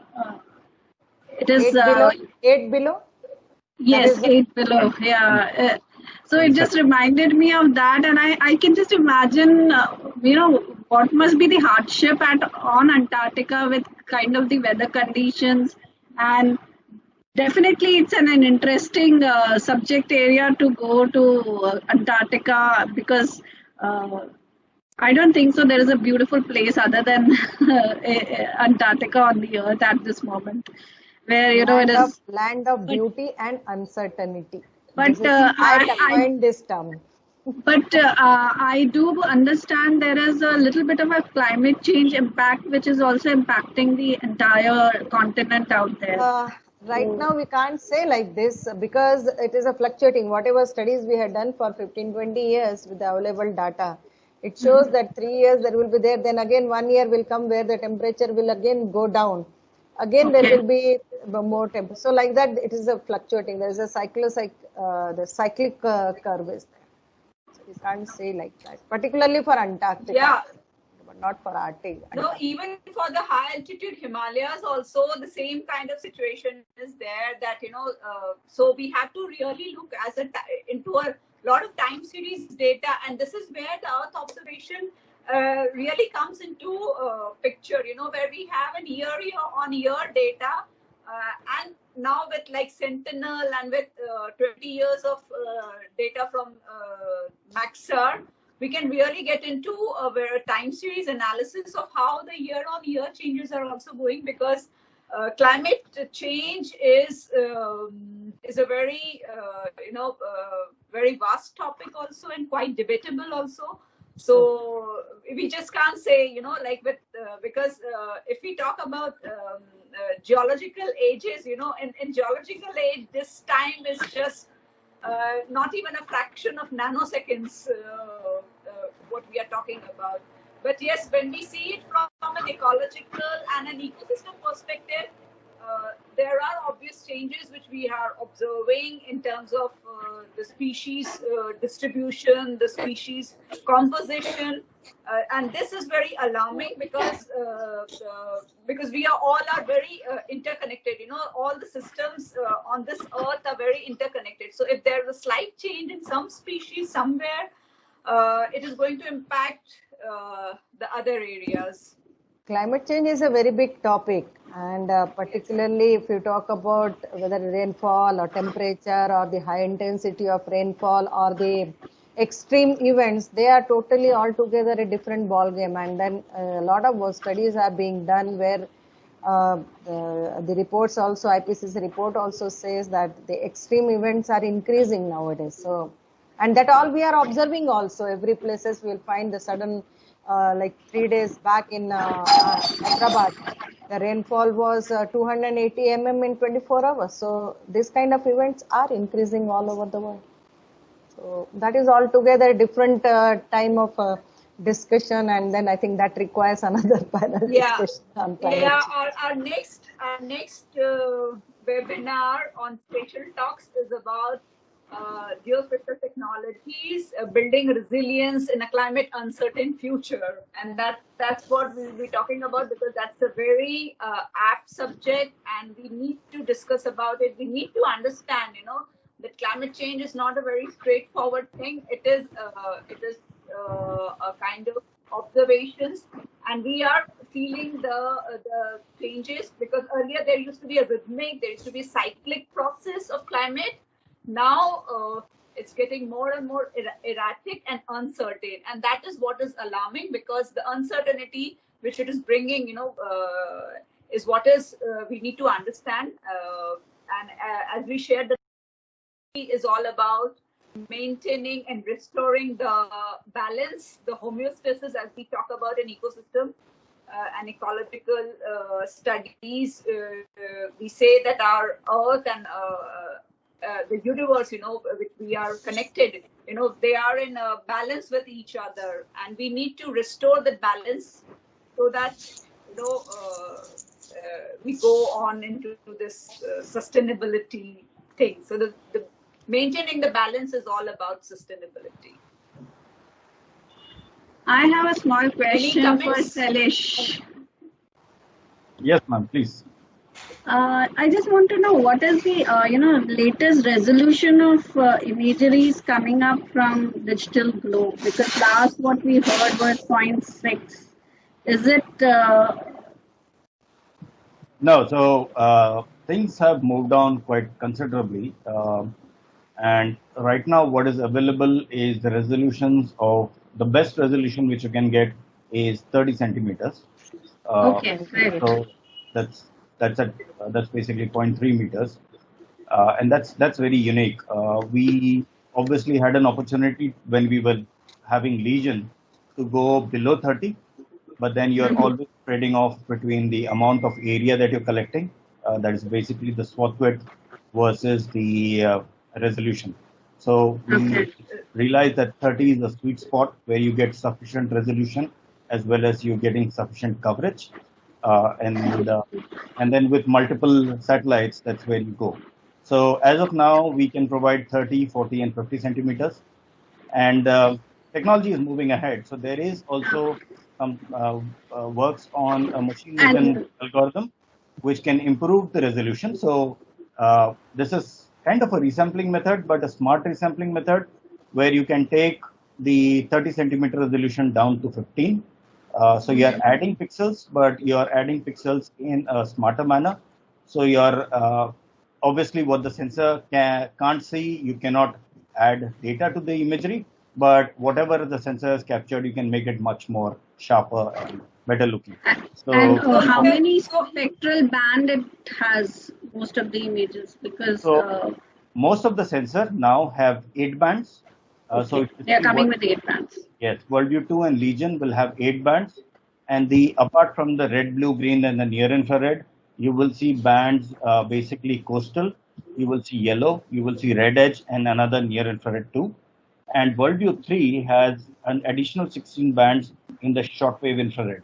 So we have coined a marketing term called as super spectral. So you could merge up the 8 bands of visual and the 8 bands of shortwave infrared to create a 16 band composite. And this is very, very beautiful when you are starting to look at, like Shirish mentioned some examples. There are similar examples where in deep canopy, you can identify tents. You can identify different kinds of material. So if you are looking for solar panels, this is good to find, and also from mineral exploration perspective. Okay. I think we have 2 audience asking some questions. So I would request Mr. Sunil Joshi to please ask your question, please. You can put up your video on if you want to, Mr. Sunil. Yeah, thanks. My question, my very basic question is with the satellite imagery and the satellite system, how we can use this system to decongest the traffic, plan the new road with nature-friendly development techniques, minimum creating minimum problem to the nature with like Mr. Salis has told that the highway has been constructed 7 years back. Now because of the tree, entire thing gone in the bad shape. So how we can plan ahead and how we can use this system for the state machinery, central machineries, and for the local authorities where they are constructing the roads, the highways. They can decongest the cities. My question to anyone, anyone can answer. So if I can take that, Yogita? Yes, please. Thank you. So let me share you a recent story because Yogita has said everything has to be in a story. So question answer will be also a story. So while I cannot name the end customer, this is with regards to rail infrastructure corridor project, right? And traditionally, what used to happen when the infrastructure company would use data, they obviously need data. They would rely on maps which are either rather old or which actually don't give the level of information. So if you take a topographic map, it's not going to tell you where each tree is. That content is not captured there. And similarly, if you use something like Google Maps, many of the imageries in the Google Map is quite old. They come to us, a company like Maxar, and they procure data once in a year. And most of the data then goes old. And for areas that we are looking at, remote areas especially, they will not update it for 2, 3, 4 years. So that's where you use more current data and you use high resolution data where you can see each and every tree. You can see actual where the vegetation is, where the barren grounds are, where settlements are, and then you define your alignments based upon that. That granularity of data, when you put it in your DPR, then the contractors who come into the construction phase plan it accordingly. Of course, when the engineering phase comes in, you have to do LiDAR surveys or more high precision surveys. But satellite images provides you the optimal tools to create your very, very detailed plan. And its name is detailed project report, right? So you have to go into that level of details. Okay. So because so many places I saw the new state has been created, new project has been created. They use the fertile land for the industrial purpose, and the barren land is vacant there. So my question is, can we prevent and can we suggest the state machineries that you should not supposed to use this land because this is a fertile land. This is the land which can provide us a lot of resources. Use this barren land. This is land of no use. So such type of my questions for you, if you can use this system to on the top level where all the you can say the project and planning has started at that level. Thanks. Yeah. Sorry, Yogita, you want to pick someone? No. I was just adding to it that satellite images, as you said, Shailesh, that it is a very apt tool for planning. Because in geospatial technologies we have a suite of technologies, and each technology has its strengths in certain areas, and it has its optimal usage in a certain area. So satellite imagery has its strength in planning, in operations, maintenance, and management, and monitoring. For engineering and design purpose, for engineering and design grid surveys, satellite imageries really don't serve the purpose. But yes, for your planning, for your very detailed planning, you can use satellite imageries. And Shalish, I would also like to add, like regarding that, enhancement of spatial resolution.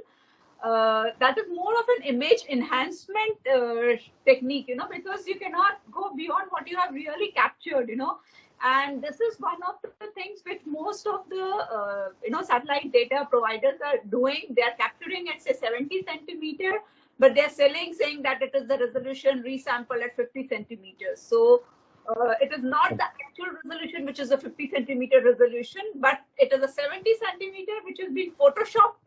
Means if we want to say it in a terms of very vernacular, so it has been photoshopped to 50 centimeter, and that kind of photoshopping may or may not help with the quality of information we are trying to build in. You know, for a visual purpose, yes, but yeah, for our spectral and for physical and biophysical purposes, it won't really help. Yes, I partially agree with your statement. And that's where I said the caveat when we speak about enhancement and HD technology, it's primarily from a visual perspective. If you're doing spectral analysis, I mean, obviously you need the raw pixels, you need actual DN values which you want to use. And that's where 30 centimeter imagery, the actual 30 centimeter imagery comes into play. But where I disagree is especially from a mapping perspective, because your mapping accuracy primarily depends on the accuracy with which you are extracting data. And with the onset of machine learning algorithms, the higher number of pixels basically means that you have sharper and features which come out more clearly. So what you can do is you can extract much more data and much more precisely than what you could do with the standard, original resolution. So that's primarily the key difference and the area that we are trying to address by increasing the number of pixels. Obviously, there are going to be challenges with the size of the data. It's going to be much higher. But yeah, from a spectral perspective, I totally agree with you. And coming to what Mr. Seth was mentioning is I completely agree that this is a big challenge. In fact, the place where I stay, there is, the soil depth is so incredible. The amount of, especially the wheat crops which grow in the vicinity are so beautiful. But this entire area has been demarcated as non-forest area. There's huge projects coming up. And somewhere, honestly, I feel guilty that, before buying a house, I am guilty of not having, checked out the area from that perspective. But, and totally agreed that government should be more sensitive. And the only way of doing this is mapping the soil in much detail. Today, as I understand, we are mapping only at 50,000 scale, which will not be sufficient. We need to go to a much finer resolution so that we know that the plot where we are converting the land use is really, we don't want to lose on the agricultural land which we already have. There's one more question, Swati. Yes, there is a question by Sharmishta Seth. Sharmishta, can I request you to please unmute yourself and ask your question, please? Sure. Thank you. Thank you, Swati, so much. Firstly, I would like to congratulate WGC and all the panelists. It's quite an informative webinar that we are into right now. And this is to Mrs. Butale. I just wanted to first of all just saw your whole presentation, and you said that seeing Indian flag in Antarctica, you felt so proud. And for me, it's like when I saw you over there, that was a proud moment for us. Seriously, I mean, many congratulations to you. Thank you. No, there are many Indian women who have gone to Antarctica, and many even stayed for 14 months, our colleagues, they are going from November to next November, they say. They stay now. So it's really fantastic by all of them. But yes, everyone does in a way. I feel more complicated because I could do the field work, going outside. That is more challenging, I feel. But the people who are staying there for 14 months, that is also a challenge. Thank you. Right. Ma'am, the thing that I wanted to, first of all, NRC is doing great job with students. But when I was hearing you, you started with BTech, MTech, and PhD students. But there's a lot of scope for school students also. The other day, me and Swati was discussing about this, that now geospatial needs to reach to the school level, because that is like your advanced, like your 11th and 12th, where they start thinking about selecting a particular career. And India, I particularly feel that India has so much of potential we can provide to the geospatial industry. Ma'am, just to let you know that I work for an NGO called World Geospatial Industry Council.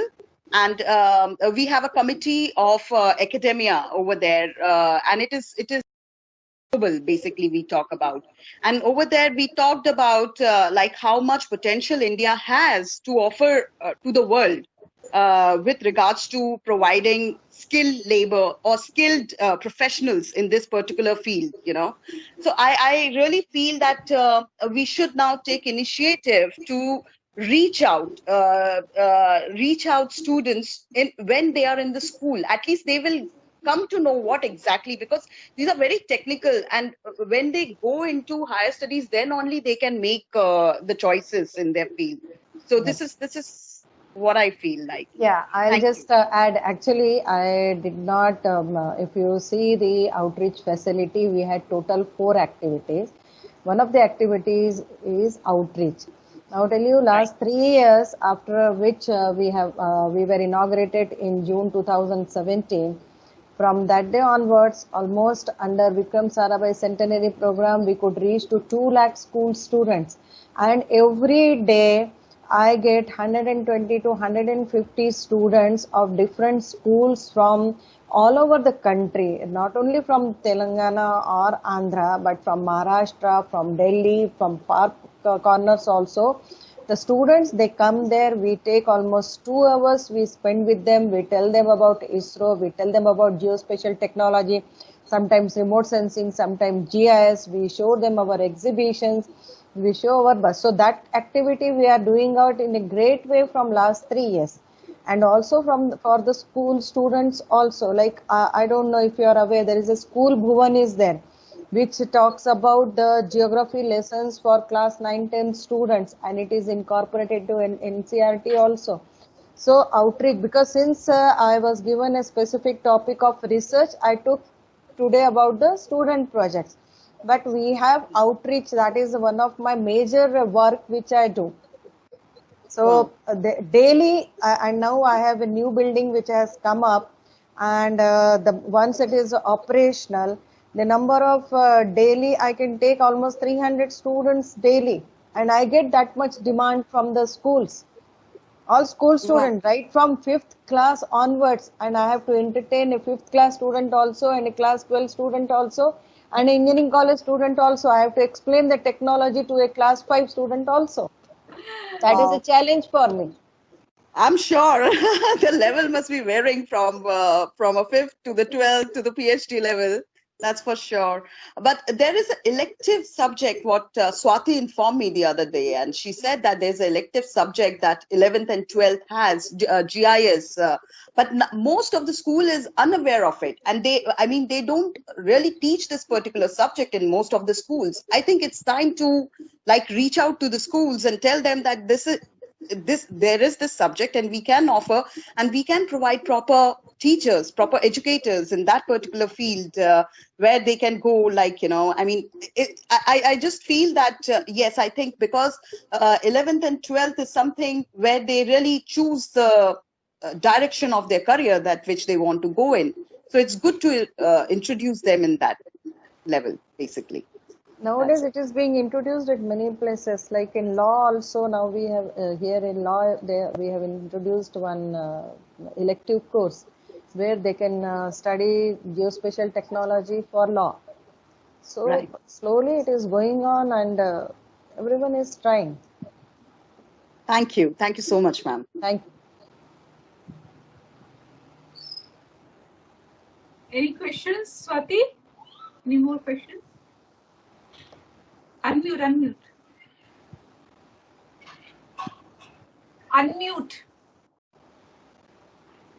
Sorry, we don't have any more questions because on the chat also nobody has replied to it. So I think we can wind up now. Yes. So you can summarize it, Yogita, and you can conclude. So thank you all, the speakers and the participants, for joining us in this webinar, Geospatial. Sorry, Swati, you are on mute again. There is one question coming up from Piyush Gupta from NMCG. Piyush, you can unmute yourself and you can ask your question, please.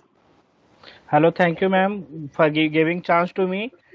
Your all speakers are very eminent, and I want to mention one more thing, because this session is like a storytelling. I am working Yes. for the river. I am working for river rejuvenation, but I am thinking in government sector we are using the GIS technology very much, but we are not getting more in remote sensing. Means using of the satellite imagery, because our main work is the water quality monitoring, wetland mapping, but we are not getting the more the explore idea of the how can we use the remote sensing and satellite imagery. We are actually using the Bhuvan Ganga also of NRSC, but we are not getting the more information and more decision making tools in that areas. I want to any one of the those speaker can guide me. Thank you. So Piyush, I would add, as I said, that from satellite images, you can extract the physical and the biophysical properties of whatever features or objects are there on the Earth's surface. So the water quality analysis can be used and can be correlated with the spectral properties of the satellite data. And you can do a water quality analysis also using remote sensing data. Similarly, you can do the other analysis related to the water resources, like the changing of the course of the rivers and the time series changes in the soil quality. Also, you can do, and even the soil moisture, temperature. All these are available through satellite data, through remote sensing. You can do all those analysis. And Shailesh, would you like to add to it? Ma'am, you are okay. Ma'am, you are okay, but I want to some interrupt and I want to add more one thing. Government is using water sector. Government is using the GIS, but not using remote sensing. I don't know why decision maker not adopting this technology too much. So My worry maybe the understanding is less or something like that. But I think we have, the remote sensing centers and the state remote sensing centers available across the country, and they are using the technology, space technology. I'm sure Rajshri ma'am would be able to highlight more on this. No, yes, the government is using, and even the remote sensing data is also being used by, there is a project called National Hydrology Project, which is entire India. It is going on. National Remote Sensing Center also is a part of that.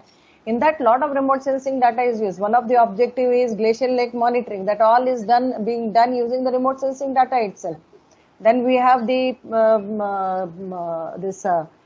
so many parts of that. It got some 6 to 7 parts. Like you mentioned about the river rejuvenation. River Ganga rejuvenation. For that also the satellite data is being used. So it is not that in water resources. I worked in water resources sector for almost 20 years. And then in snow and glacier. So we can't say that we are not using remote sensing data. Remote sensing data is a part and parcel. If you visit Bhuvan website, you will see that using the satellite data, every 15th day snow cover map is available. So that information is coming from remote sensing data only, not from GIS. So it is not that remote sensing data is not used by water resources engineer. It is used. There are n number reservoir capacity estimation that is done using remote sensing data itself.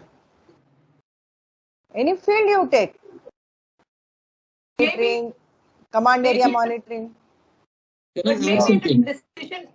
But maybe at a decision-making level, I believe, that's what Piyush is talking about, that, in the decision support system, they are not using the satellite data.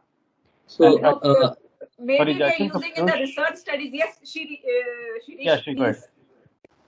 No, I just want to say that I think the query coming from someone who is actually working, and if he has a Yes. concern, there is definitely some gap. And Yeah. when I launched certain two programs with India about the disaster management, I got state level disaster management authorities in Delhi in National Institute of Disaster Management and state remote sensing center of every state. I did this for 3 years, and believe me, there is a state remote sensing center across the road. There is disaster management agency, and they are there for 20 years, but they did not know each other until they came together in my programs for 3 consecutive years at NIDM. What I want to make case here is there is very systematic and high level decision maker technical advisory is required at regular interval. What happens is these decision makers, you make them aware, and within 2 or 3 years they are cheap in some other department. So whole knowledge that you have imparted is gone with them, and the technical people who are down below, they don't get that much access to that knowledge, and they say, okay, nothing is happening because decision maker who knows is gone. Next person is not aware of that kind of. We are going from countries to countries in Asia and Pacific and Africa and everywhere. We face this problem. So what we have started is something called technical advisory services and missions, where we tap very high level people like vice ministers, director generals, or in India we call them secretaries, making them continuously aware of satellite images, and by making them aware, we make them formulate the policies and strategies that mentions use of satellite remote sensing in the programs and projects. And once that comes in the programs and projects, then it goes into implementation level. If that is missing, then this is what will happen. What just now you listen. Provider community says that everything is being done by remote sensing. User community says we don't have anything. We don't have. This gap needs to be closed by those particular. Yes. So there are these gaps which needs to be filled, and I believe that requires continuous dialogue, and this requires continuous interaction also. Shailesh, please. I just wanted to add perspective from the private corporate side. Is we are more than willing to step up and provide training. We understand that this is a very niche and technical domain. Things change fast, and we are bringing in a lot of innovation. So we are more than happy. And Piyush, we have discussed this earlier. Unfortunately, this COVID scenario actually disrupted the entire plan we had. But now things that have opened, we are more than willing to come and do workshops because the more the end users learn, the more the end users know the current technology, the more effectively they can use. It's not about using products from a company, but then it's more about just sharing the knowledge and how this technology can be effectively used. And what I would also like to add this to it, that it needs to be made a part of their day-to-day business process workflows. Until and unless it doesn't become a part of their business process workflows, it is not going to happen. So when we are talking about it, even at the decision-making level or a decision-making system, it has the satellite remote sensing needs to be a part and parcel of their own processes, and there, we also could help. WGC could help because we have been working into this sector only, and we started with this initiative only to bridge this gap between the user requirements and what is there to be offered by the providers, the industry, the data providers. Because as a user, I also found that there's a huge gap between the requirements at the end usage and the providing. So providers, it is there, but users, yes, we need to understand their requirements, and we have to align whatever is on our offering with respect to their requirements. If you allow me, ma'am, I can add one more two things. Yes. Yeah. Every speaker informed very well. I really like the every speaker's comments. It was very okay to me. I have learned so many things. But what I want to say that generally क्या है कि अभी जो है national mission पर clean Ganga में हमने lidar mapping को भी हमने सैंक्शन किया है, सर्वे ऑफ इंडिया कर रहा है, जो कि बहुत पहले हो जाना चाहिए था, आज तक नहीं हो पाया था. जबकि डिजास्टर और वाटर का सबसे मेन और पहला इनपुट ही डिजिटल एलिवेशन मॉडल है। और बिल्कुल बिल्कुल जनरली हम लोग डाउनलोड करना बहुत अच्छे से जानते हैं कि एसआरटी हम डाउनलोड कर लेंगे यहाँ से, ये डेटा कार्ड डाउनलोड, बट हम परचेज करना और डीएम जनरेट करना अभी भी बहुत कम लोग जानते हैं। फर्स्ट टाइम जो सीडीपी में जो है एनआरएससी में बहुत अच्छा वर्क हुआ था कि एक हाई लेवल रेजोल्यूशन का 10 मीटर का डीएम जनरेट हुआ है। बट इस तरह के वर्क अभी और होने हैं। जो वाटर रिसोर्स में बहुत कम रिसर्च है। अभी भी एक चीज कहना चाहूंगा कि वाटर रिसोर्स में बहुत कम रिसर्च है सैटेलाइट और जीआईएस को लेकर के, क्योंकि जनरली क्या वाटर पे हमने वर्क किया है बट रिवर पे भी कम वर्क है। हाँ बिल्कुल, हम लोग रिवर बेसिन और उस तरह का अप्रोच अभी हमने रखा ही नहीं है। जैसे वाटरशेड मैनेजमेंट में भी कुछ काम हुआ है, बट वाटरशेड मैनेजमेंट जो है वो अलग डिपार्टमेंट देखता है। और जैसे मैंने कहा कि प्रकृति में हमने अलग अलग नहीं बांटा हुआ है। पहाड़, नदी, पेड़ सब आपस में एक दूसरे से जुड़े हुए हैं। और जब हम प्लानिंग करते हैं तो हम उसको जो है वो बहुत ही फ्रेगमेंटेड तरह से पेड़ का अलग देख रहे हैं, पानी का अलग देख रहे हैं, पहाड़ का अलग देख रहे हैं, रोड अलग बना रहे हैं। तो जो इंटीग्रेटेड प्लानिंग है वो बहुत जरूरी है। और इसीलिए वाटर रिसोर्सेज में हम लोगों को अभी now like we are moving towards that thing. हम लोग इंटीग्रेटेड प्लानिंग की तरफ जा रहे हैं। पर यस, रिवर बेसिन लेवल पे हम लोगों ने अभी तक रिसर्च उतना नहीं किया है। Thank you ma'am, thank you. So we can connect also Piyush offline, and WGC can help you in that,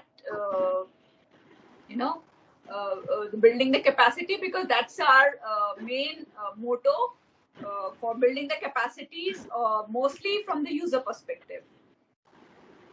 Thank you, ma'am. Thank you. I think we can close. Yes, Yogita, you can go ahead and close the session, please. So thank you everybody, and it was really a very interesting session.